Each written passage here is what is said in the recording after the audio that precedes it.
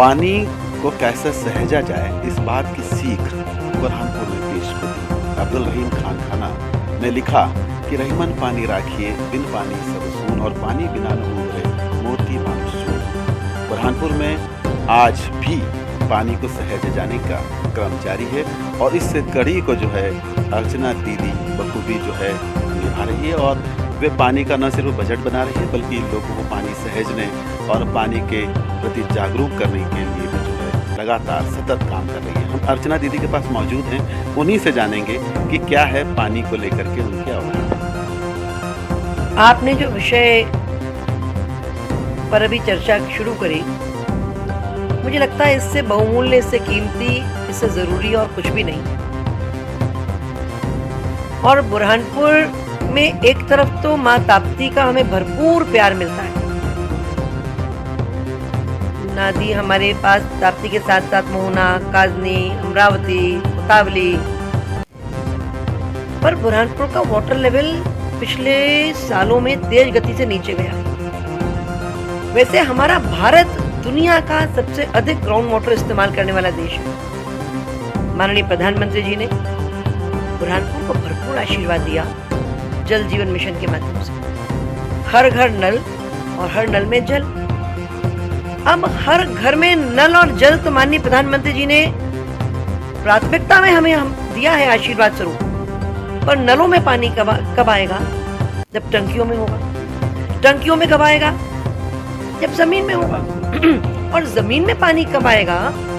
अगर हमारे वन सुरक्षित होंगे, अगर नदी नालों को हम सहेजेंगे, संभालेंगे, अगर बरसने वाले पानी को परम पिता के प्रसाद स्वरूप हम धरती माँ में डालेंगे। मैं बार बार लगातार कहती हूँ कि धरती कहती है हमसे, पानी लेते हो मुझसे, पानी डालो भी मुझ में। अब इस गिलास में मैं पानी कब तक पी पाऊंगी? मैं पूछती हूँ, लोग कहते हैं जब तक होगा, पर सही उत्तर है जब तक डालते रहेंगे तब तक पीते रहेंगे। तो धरती में भी जब तक हम पानी डालते रहेंगे तभी तक तो पानी निकालते रहेंगे ना। और हमने भूल चूक में ये समझा कि शायद पानी कभी खत्म होने वाला नहीं है। मिट्टी की कोई कीमत ही नहीं हमने समझी। आज मिट्टी हमारी कमजोर होती जा रही है। पानी कई हमारे गांव में 1200-1500 फुट नीचे पानी नहीं है, और कुआं ट्यूबवेल से ज्यादा साइंटिफिक स्ट्रक्चर। ये सारी चीजों पे पानी को लेकर लोगों में अवेयरनेस, नॉलेज, उसकी सारी टोपोग्राफिक कंडीशन, हमने गांव-गांव में नक्शे बनवाए कि गांव में बहने वाले नदी नालों के नक्शे गांव की दीवार पर बने, नाम लिखे जाए। एक गांव में इच्छापुर में मैं गई, लोगों ने कहा दीदी एक नदी है तो कोलबान। चर्चा होती गई तो 22 नदी नाले निकल गए उसी एक गांव में। अब वो गांव हमारा पानी के लिए प्यासा है, और पिछले दिनों में तो एक बार वहाँ 1 महीने से अधिक पीने का पानी सप्लाई नहीं हुआ। मतलब पानी की कमी नहीं है, पर पानी को संभालना है, पानी का उचित प्रबंधन करना है। इस दिशा में प्रधानमंत्री जी के जल जीवन मिशन के साथ में माननीय प्रधानमंत्री जी ने हमें दिया है जल शक्ति अभियान। उसको एक मिशन स्टेटमेंट की तरह लेकर हम बुरहानपुर में आगे बढ़े हैं। जल शक्ति से जल जीवन। जल सहेजेंगे तो जल से जीवन मिलेगा। गांव-गांव में हमने पानी परिवार बनाए हैं, एक पानी का ऐप बनाया है। आप प्ले स्टोर पर जाके बुरहानपुर पानी ऐप खोलिए, आपको मिलेगा। पर ये काम साल का 2 साल का नहीं है, ये पीढ़ियों से जो पानी संभाला गया है, पीढ़ियों को वो पानी आगे भी संभालना है। कि अर्चना दीदी बुरहानपुर को पानीदार बनाने के प्रयास में जुटी हुई है, क्योंकि यहाँ पानी की न सिर्फ बूंदों को सहेजा जा रहा है, पानी की खेती की जा रही है जिसे हम कह सकते हैं। पानी के सहेजने के साथ साथ ये एक सतत प्रक्रिया जैसा कि दीदी बताती है, लेकिन साथ साथ दीदी एक काम और कर रही है, और वह काम है इस पर्यावरण के लिए जो कि अति महत्वपूर्ण है, वृक्षों को लगाना, उन्हें सहेजना और लंबे समय तक उनकी देखरेख के बाद उन वृक्षों को जो एक जंगल का आकार देना। दीदी इस बारे में भी जानना चाहूँ। प्रकृति के साथ संबंध रखते हुए प्रगति हो, भारत के इस मूल मंत्र को माननीय प्रधानमंत्री जी ने दुनिया में जगह जगह जाकर, हर कॉन्फ्रेंस में जाकर इसका उद्घोष किया है। जो उन्होंने उद्घोष किया है वो हमें जीना भी। हम देखते हैं हमारे मुख्यमंत्री जी रोज 3 पेड़ लगाते हैं। हम सबने इस दिशा में काम करना चाहिए। और बुरहानपुर में हम वन संस्कार अभियान लगातार कर रहे हैं। पहले झीरी झांझर में किया, तत्पश्चात कुंडी भंडारा के पीछे सतपुड़ा की पहाड़ियों पर करा, फिर मोहल्लों में किया। ये लालबाग के डिवाइडर के पौधे हमने सबने मिलकर लगाए, 1785 पौधे एक ही दिन में, एक साथ। फिर उससे आगे बढ़े, फिर बागेश्वरी मंदिर पर वन संस्कार अभियान किया। जब पहुंची वहां 13 पेड़ थे, आज वहां 7,500 से अधिक पेड़ हैं।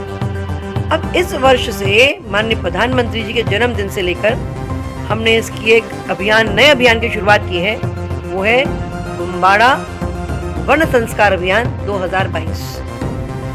मैं सतत वहां सब जाती रहती हूँ। गांव के लोग, बम्बाड़ा के, मोहत के, आसपास के जनप्रतिनिधि, बच्चे, महिलाएं सब वहां जुड़ते हैं और लोग अपना कंट्रीब्यूशन दे रहे हैं। 41 एकड़ में फॉरेस्टेशन प्रारंभ किया है समाज के सहयोग से, रोजगार गारंटी का भी पूरा उपयोग करते हुए। बस मुझे ये निश्चित लगता है कि पेड़ सरकार अकेले नहीं लगा सकती। समाज आगे चले और सरकार पीछे चले तो पौधा पलता है, पनपता है, फिर हमें पानी। बुरहानपुर के घने जंगल और खास तौर पर सतपुड़ा के घने जंगल, जिसके बारे में कविता भी लिखी गई थी कि सतपुड़ा के घने जंगल ऊँगते अनमने जंगल, धस सको तो धसो जिसमें, हवा न धस पाती जिसमें। और इन्हीं जंगलों को जो कट चुके थे, आज फिर से बुरहानपुर को हरा भरा करने के लिए अर्चना दीदी प्रयासरत है। लेकिन एक सबसे बड़ी बात है कि कोई भी ऐसा राजनेता, मैं समझता हूँ अब तक नहीं हुआ है, जो राजनीति से हट करके इस प्रकार के काम करता है। तो दीदी से मैं यही जानना चाहूँगा कि राजनीति के इतने जो कठिन कार्य के बावजूद इतना समय कैसे निकाल पाती हैं आप? दरअसल ये हमारे लिए कर्तव्य ही नहीं है, अभी हमारी जरूरत भी है। बुरहानपुर में वन कटते हैं, ये खबरें तो बहुत छपती हैं, पर बुरहानपुर में वन लगते भी हैं, ये खबर हमको सबको मिलकर बनाना है।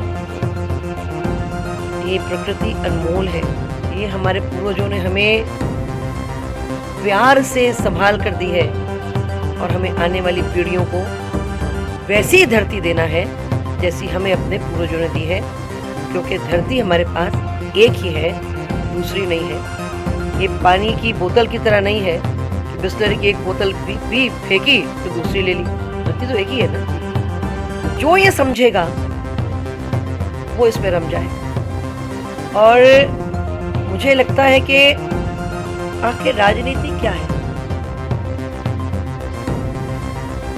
समाज को, अच्छे कामों को, समाज को साथ लेकर एक साथ मिलकर अच्छे काम करना, महत्वपूर्ण काम करना, जिनकी आवश्यकता है वो काम करना। लीडरशिप का मतलब सिर्फ चुनाव लड़ना ही और पद प्रतिष्ठा पाना ही तो नहीं है ना। सिर्फ लोग अगर आपकी तरफ देखें तो उन्हें किसी बात की प्रेरणा मिले, और अपने पास जब लोग आए और आपके पास कुछ काम ही नहीं है, आपके अपने पास कुछ अगर एजेंडा ही नहीं है, आपके जीवन का अपना कुछ मकसद ही नहीं है, तो अपने जीवन की दिशा ठीक नहीं होगी तो हम समाज की दिशा ठीक करने वाले लोग कैसे बन सकते हैं? और हम जिस दल से आते हैं उस दल को दीनदयाल उपाध्याय जी ने एकात्म मानव दर्शन दिया, और वह एकात्म मानव दर्शन परिवार, समाज, देश, प्रकृति और ईश्वर परमात्मा सबके साथ मिलकर एक संतुलित जीवन जीना। प्रकृति का दोहन तो करो लेकिन शोषण नहीं करो। दोहन शब्द आया है गौ माता को दूहने से। हम गाय के चारों थन नहीं धोते, 2 थन धोते हैं तो उसके बच्चे के लिए छोड़ते हैं। तो प्रकृति का भी हम एकदम चूस के ना निकाले। और मुझे तो ये लगता है कि ये समझ भारत में जन्मे हर व्यक्ति को है।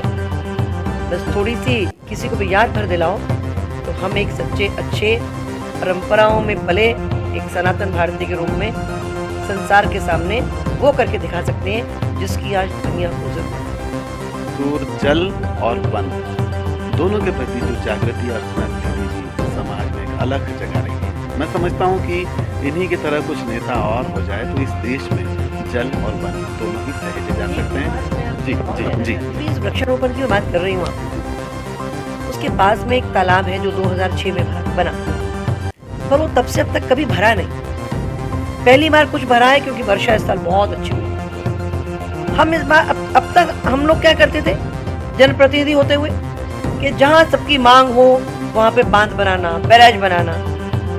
इस बार वो काम करते हुए मुझे इतनी चेतना अंदर से हुई कि हम बांध बनाने के बजाय या बांध बनाने के साथ साथ जो बने हुए बांध हैं उनका कैचमेंट एरिया डेवलप करें, क्योंकि अगर कैचमेंट एरिया डेवलप नहीं करेंगे तो बांध में पानी नहीं रहेगा, वो मात्र एक गड्ढा रहेगा।